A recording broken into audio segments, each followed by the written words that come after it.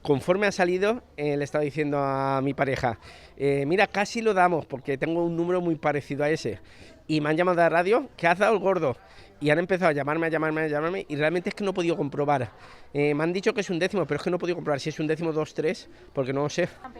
Pues aparte es que es una felicidad tremenda, pero aparte es que es el año que más falta nos hacía.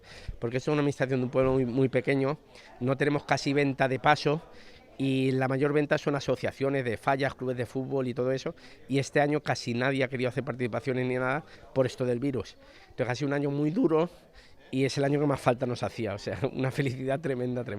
Lo que estoy diciendo, la salsera se llama así desde hace un par de años y este es el primer año que hemos puesto el logotipo con la imagen de mi madre que falleció, era la antigua propietaria, falleció hace unos años.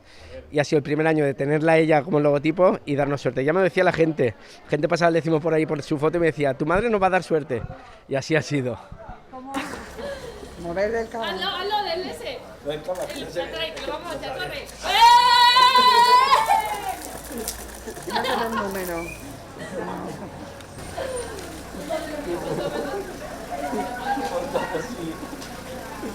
¡Eh!